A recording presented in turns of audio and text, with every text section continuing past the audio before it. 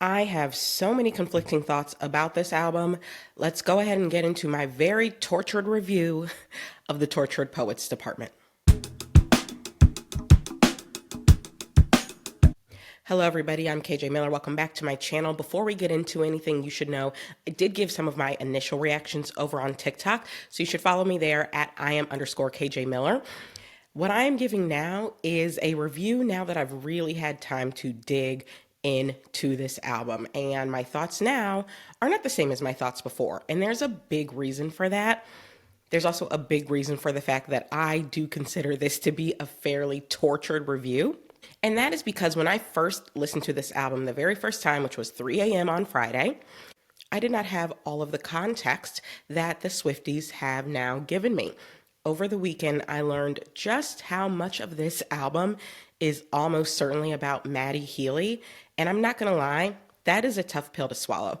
That is a tough pill to swallow as a Black woman who is a fan of Taylor Swift's. To be very honest with you, the most generous word I could use to describe Matty Healy is problematic. There's another word I'm more inclined to use, but I'll stick with problematic. I had been willing to let the Matty Healy thing go because it looked like it was a very short period of time for Taylor, and one that she, after everything came out about the racially insensitive comments that he made and the fact that he finds pleasure in the brutalization of Black bodies, among other things, when that came out, it looked like the relationship ended shortly thereafter. And so I was willing to believe that she had come to her senses, cussed that young man out, and hit the road. I'm now getting a very different picture thanks to the interpretation of this album that a lot of Swifties have provided. And look, at first, I very much didn't want to believe it. I went live on TikTok talking about the album, this was on Friday, talking about my interpretation of the songs. And in the comments, I was flooded with people saying, oh, it's not about Joe, it's not about Joe, it's about Matty Healy. And I didn't want to hear it. I said, no. I don't believe you. I don't want to hear it.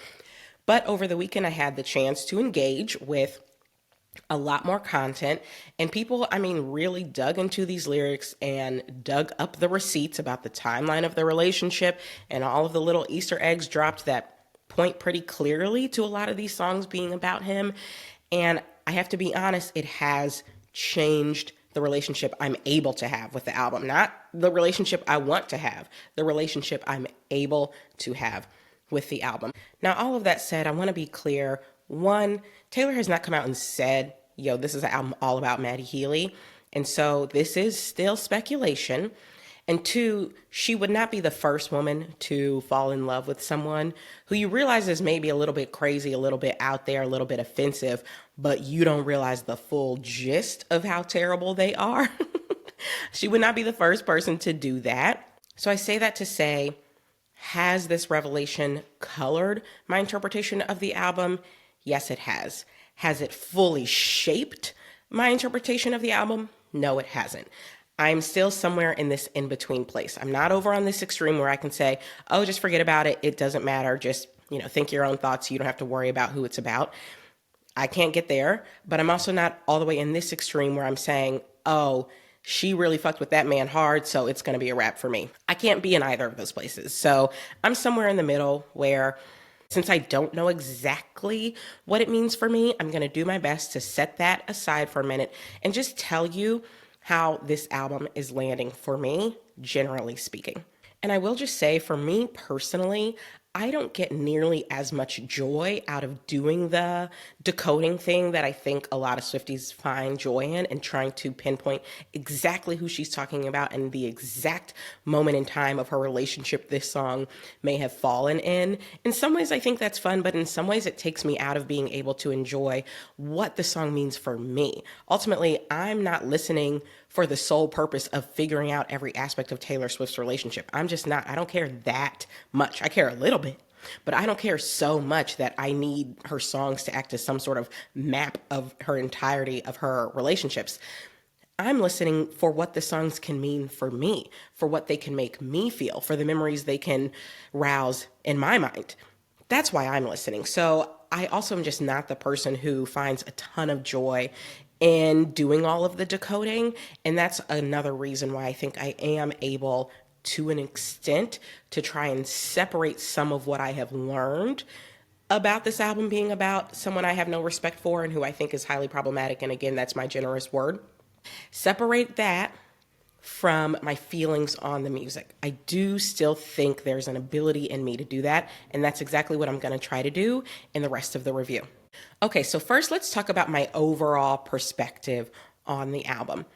I have a few thoughts here.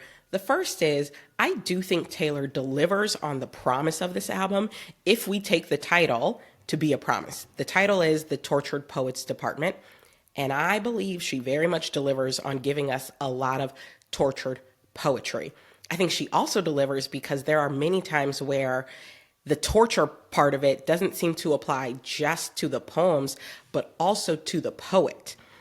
By that, I mean, there are times where it feels to me like the poetry is a little, I don't necessarily want to say subpar, but where it struggles, where the lyrics struggle a bit or don't hit. And I almost feel like it's a bit purposeful because the poet herself is tortured. Now, that could just be me being way too generous to Taylor. It's also possible that sometimes it just didn't hit. It was a swing and a miss.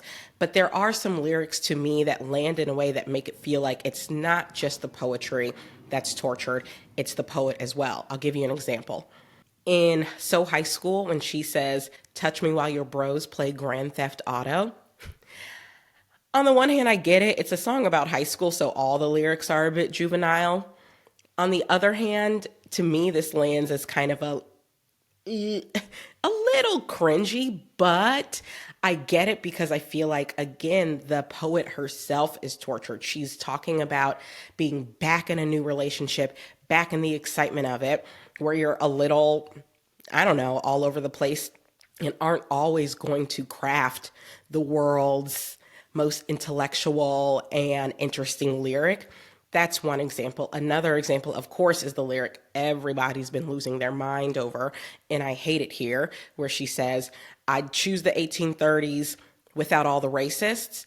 I've already said over on TikTok, I think that line is clumsy as hell and completely unnecessary and takes us right out of the song in a way that just doesn't land for me. And I know, I have already seen all the comments about what it is she was trying to accomplish. I don't think she accomplishes it because I think mentioning that time period takes way too many of us out of the song. That said, again, this isn't just tortured poetry, it's a tortured poet. So I can kind of understand why lyrics like that are kept in because it does feel like something that should have been left on the editing room floor. I can understand that because some of it feels a bit unfinished. And again, I think it fits the theme. So that's my first thought. I think she delivers on the theme, on the promise of a tortured poets department. My second point, and I've seen so many people make this point, and it literally was one of the first things I thought while I was doing my 3 a.m. listen on Friday. Taylor needs new collaborators, okay? She does not need to get rid of Jack Antonoff and Aaron Dessner, especially not Aaron Dessner. She does not need to get rid of them. She needs to invite more people in the room. What I understand about Taylor, based on what she has said about her songwriting process, is that, one, she believes Jack is her songwriting soulmate. Two, it seems like it is important to her to have these more kind of intimate songwriting experiences. But I feel like Jack and Aaron have become a little bit of a security blanket for her, a little bit of a safety net. I get having a comfort zone, and I get that these are two people who allow her to get exactly what she wants to get out of her brain and out of her heart and onto the page. I think they see her in a way that feels really important and special to her. But I also think art demands to be pushed forward. And I feel a little bit as though we've reached the edges of how much they are going to push Taylor forward. I say that because for a lot of the songs on this album, I immediately thought, oh, this sounds like, and then fill in the blank with another song that she wrote with the two of them, right? This sounds like Lavender Haze. This sounds like Invisible String. This sounds like Mad Woman. This sounds like Karma. I mean, it happened so many times. And that to me just points to needing to bring other people, other voices, other producers into the room so that we can push the sound forward a bit more. Now, with that being said, I do understand why she may have been willing to give us an album like this where sonically not much has changed from what we've heard from her before. And I could very much see her wanting to do that so that the lyrics and again the poetry could shine. She's not doing that much new from a sonic perspective, from a musicality and production perspective, so that we can really focus in on the lyrics. I can see that. And also, I do think she's earned this moment in her career where she's not necessarily focusing on the innovation of the sound as much. Taylor has changed her sound so many times. We know she's capable of doing it, that maybe right now what her focus is isn't delivering something sonically so new. It's more that she was in a place where she had a lot of things to say, a lot of words, a lot of lyrics, a lot of poetry, and wanted to get it off of her brain and off of her heart and out of her journal as quickly as possible. And so she returned to familiar sounds and songs in order to get it out. I've also seen people with the perspective that the reason some of these songs sound like other songs is because they're sort of sister songs. Like if you look at the lyrics of one and the other, it's almost like a continuation of the story. And that's why musically they sound similar. I'm willing to buy that. However, it doesn't change the fact that I think we're ready for a new sound. I'm willing to buy it, but I personally, when I come into a new album, I'm looking for newness, okay? If I wanted to hear what I heard before, I'd go listen to the old album because I like the old albums. But if I'm coming to your new album, I'm looking for something new. And while she delivered on that from a storytelling perspective, sonically, I don't think she did as much as I wanted to see. But again, I do understand it from what I think the goal of this album was, which was to get these stories, these words, these feelings off the page and sort of out of her system. At least that's how it read for me. And I can appreciate that. And I think she's earned this moment. I just really hope for the next album, we get not just her stretching herself lyrically, but very much her stretching herself sonically and vocally. My final thought on the album as a whole is that I personally believe there are a good, call it 13 to 15 tracks that make up the perfect version of this album. And it almost feels as though Taylor purposefully overloaded us with songs so that everyone could have their perfect version of this album. Now, I know there are going to be some diehard Swifties out there who say all 31 tracks are perfect. And if that's how you feel, I love that for you. For me, and I think for a lot of listeners, it feels like there are a subset of songs within these 31 tracks that really feel really strong, really fulfilling, a bit more innovative, and a bit more cohesive. But like I said, it almost seems like Taylor wanted it that way. Like she wanted everyone to have their own version of the Tortured Poets Department, a choose your own adventure, if you will. I could be wrong about that. Maybe she really feels like every single person should love every single song. And if that's the case, sorry, Taylor girl, that's not me. However, I think there are a lot of high points. And I feel able to craft, like I said, the 15 tracks that I'm going to keep listening to. And as far as tortured poetry goes, it almost in that way feels like a poem book. Like I haven't read that many books of poetry, but from the ones I have read, I remember there being some poems that really landed and really hit for me and some that didn't. And it kind of feels like that's what we're being given, a book of poetry for us to leaf through and determine what really is going to land for us, help us process, help us grieve, all of those things. And in that, I do think she has some real high points. So let's get into them. So what I'm not going to be doing in this review is going track by track by track for all 31 tracks. Instead, I'm going to tell you some of the highlights for me, and I'm going to kick it off with So Long, London. This song, first of all, I love the way it starts. I love getting those a cappella voices. I'm not going to say it's something we've never gotten from Taylor, but it didn't feel like another song. And like I said before, a lot of these songs landed as oh, this sort of sounds like XYZ for me. I didn't get that with this one. It very immediately felt fresh and new and interesting sonically. I also like that the way that a cappella voice comes in sounds so breathy and angelic. I don't know, it feels like a real contradiction to have almost like a choir of angels open up a song that is absolutely devastating. I like that. That's both interesting and beautiful and devastating. Then after we get that a cappella intro, we get this driving beat that we hear throughout the whole song. What I love about that beat, the da da da da da da da da da, it to me takes a song that reads as, if I were to just read the lyrics, reads as mostly sad and gives it a little bit of anger, which again, I really like. It's interesting sonically and driving forward. Then the thing that I think takes this song up to level like 1,000 is the fact that she almost never actually name checks anything in the city of London, but so much of what I'm hearing in terms of the lyrics reminds me of London. Even from the opening line where she says, I saw in my mind fairy lights through the mist.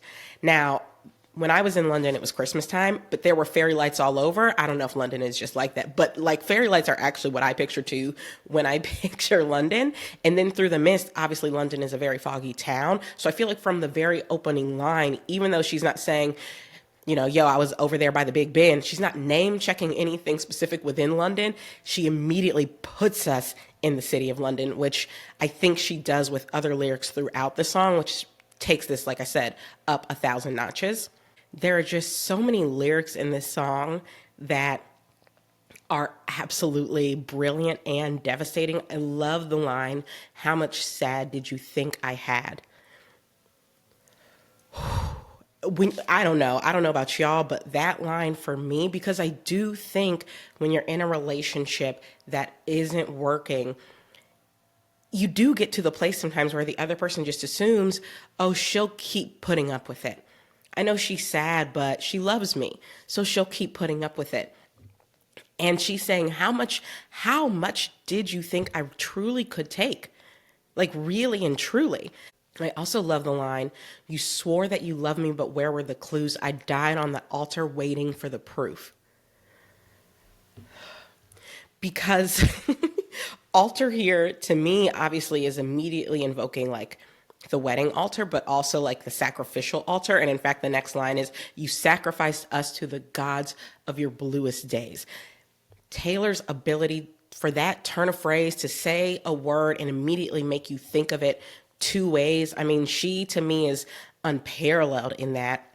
And you get that over and over in this song, just like gut punch after gut punch. And again, with that driving beat and those lyrics that sort of allude to London without talking about London, I just think this is a brilliant song. I love this song, and it is a track 5, so it makes sense. The next song that's a real winner for me is But Daddy, I Love Him. And as I said at the top, this is one of those songs that's so conflicted because of the Matty Healy of it all. When I first heard it, in fact, the first several times I listened, I didn't think about Matty Healy at all. In fact, I didn't think about Joe. I didn't think about anyone. I thought this was more of a storytelling device for her. Her basically saying like, y'all can say about my business because I'm going to love who I'm going to love. But the internet very quickly made it almost exclusively about Matty Healy. And yes, that colors it for me, but I'm trying to find the nuance because I think it's such a good song. It's one of those songs that gets better as it goes, which is also very classic for Taylor. The song starts off kind of simple and in a lull a bit. And I remember when I first heard it, in fact, over on TikTok, when I did my walking initial reaction, at first I was like, okay, this is kind of cute, but it might be a skip for me. Then the chorus hits, then the bridge hits, then she's just going off. It gets stronger and angrier. And as it goes on, it just becomes so much more interesting. When she gets to the section and she's saying, I'd rather burn my whole life down than listen to one more second of all this bitching and moaning, I'll tell you something about my good name. It's mine alone to disgrace. Whoo!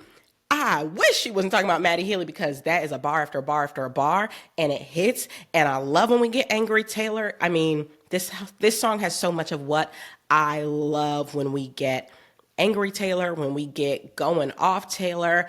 And so I really do have to put it out of my mind's eye that this song might very well be about Matty Healy, because to me it feels more like storytelling. It feels more like her saying, y'all can stay up out my business, because I'm going to do me.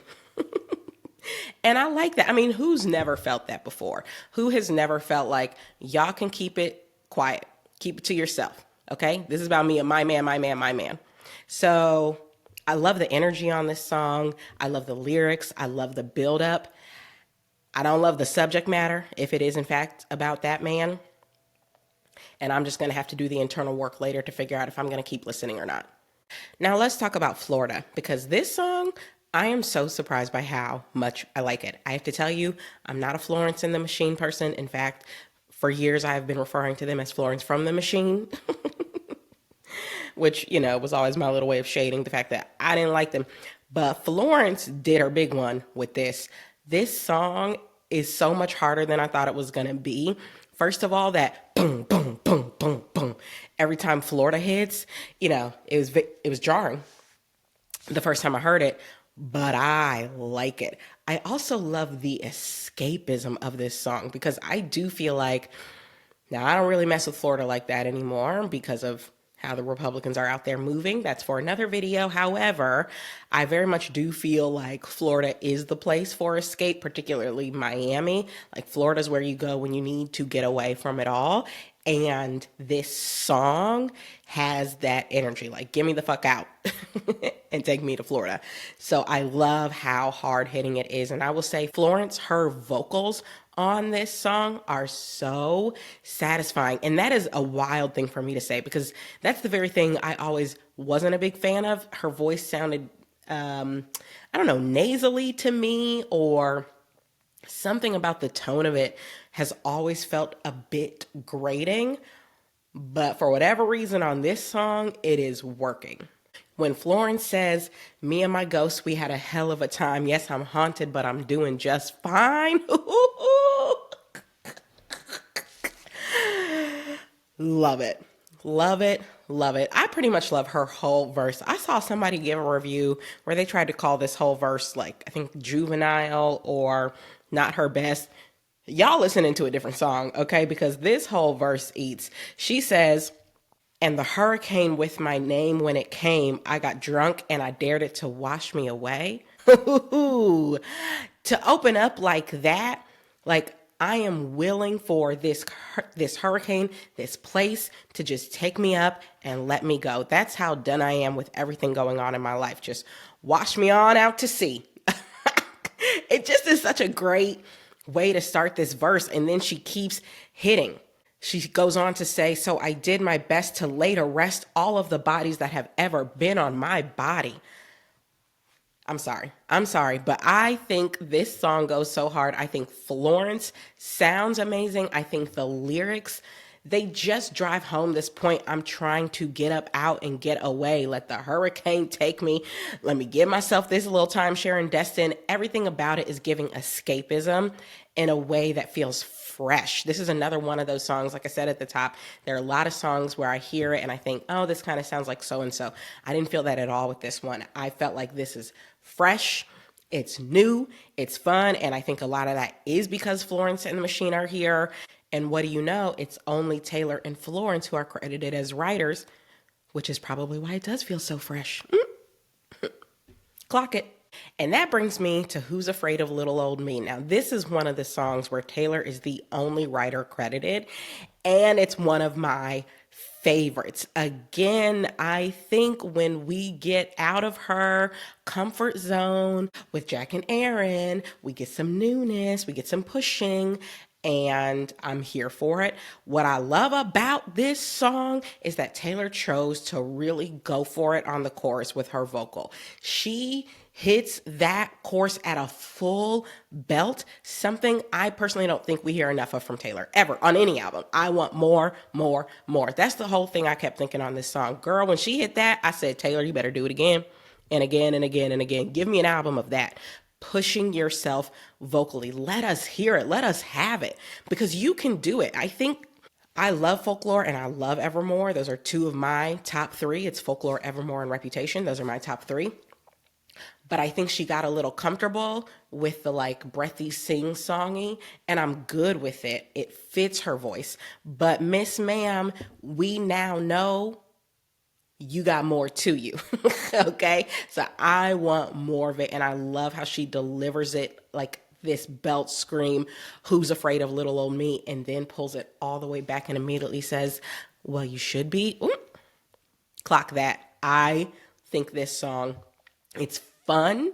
Okay, she's giving us witch vibes, first of all, so she's never going to beat those allegations, but it's also big and bold and then immediately pulls back.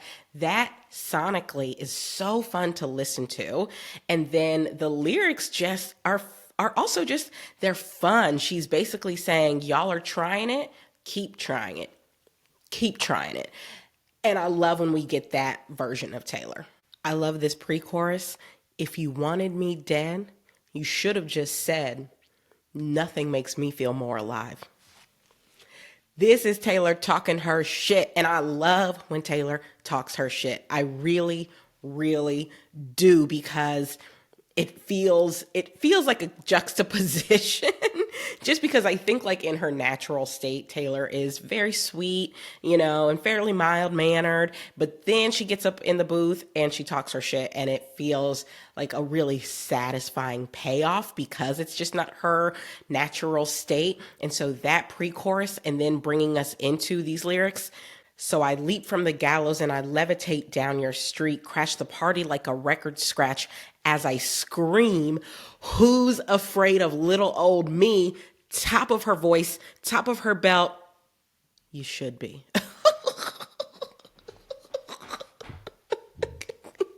So satisfying. This song is so satisfying, and I love that it's one that she did on her own, because I feel like she put her foot in it, okay? She said, no, I'm going to say every last thing. I'm going to say it all. Mention it all. And I love it. And now we've got to talk about loml. Pour one out, man. Pour one out for my heart. The way it broke on this song, it is just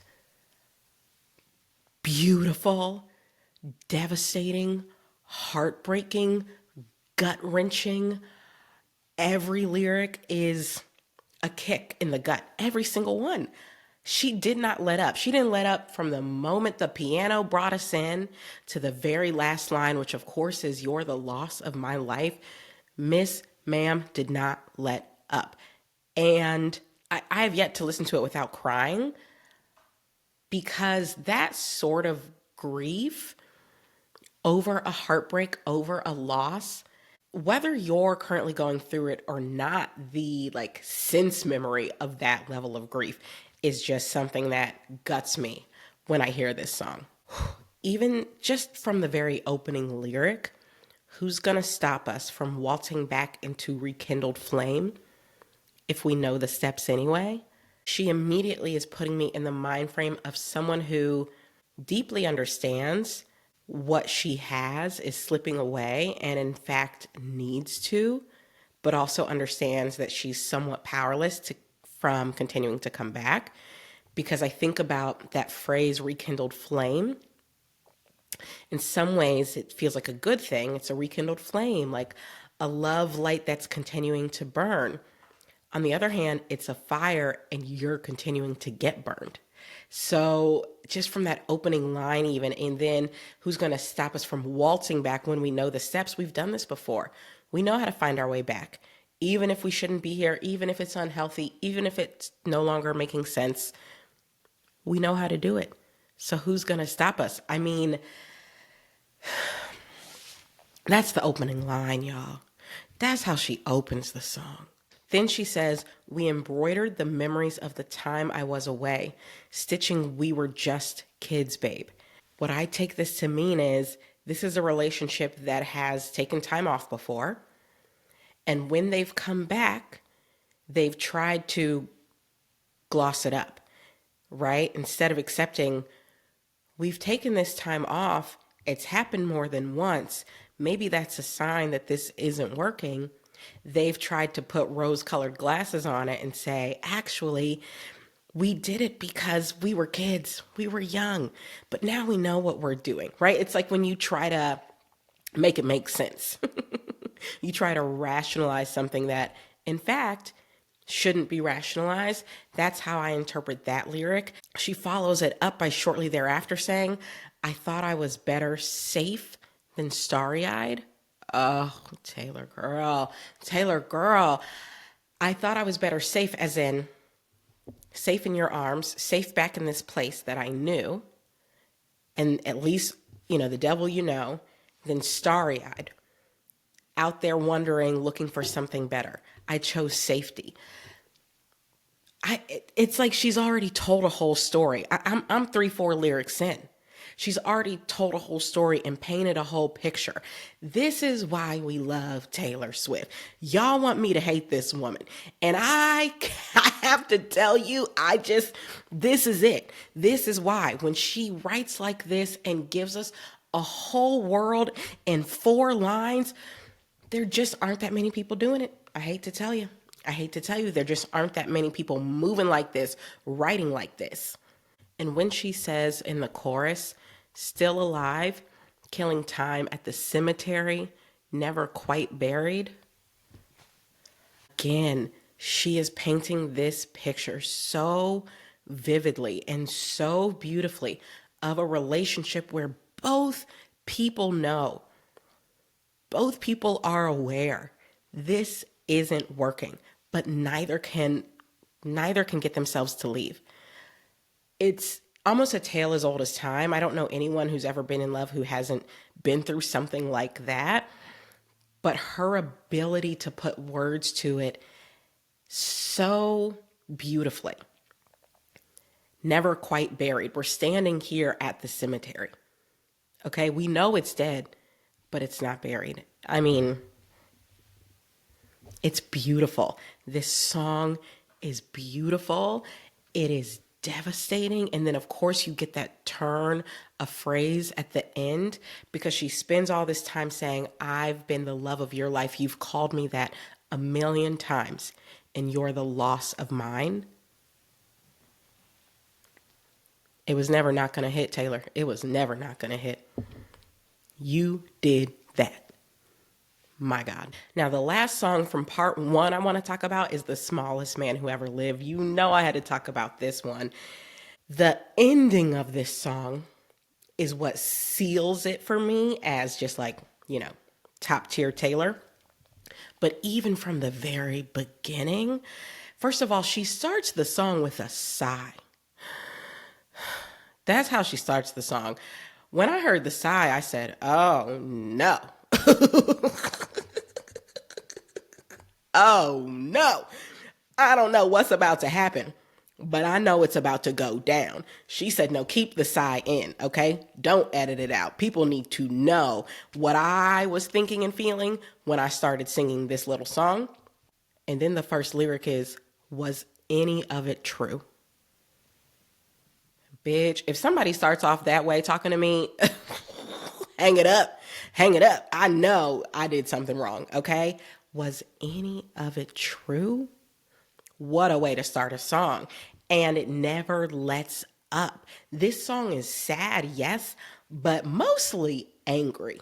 I think calling someone the smallest man who ever lived has to be the worst insult you could ever give. Because first of all, if this song is about Matty Healy, we know he's actually a fairly small man, height-wise, and we know that a lot of men don't like being reminded of that.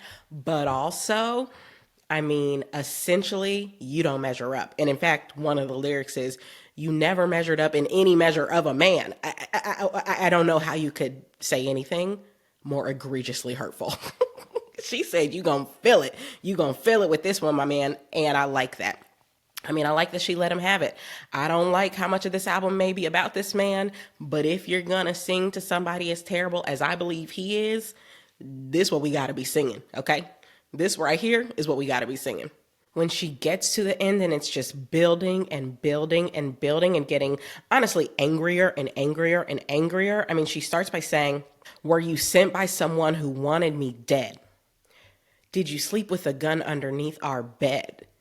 Were you writing a book? Were you a sleeper cell spy? I mean, she's basically saying, why the fuck did you do it? Why the fuck were you here?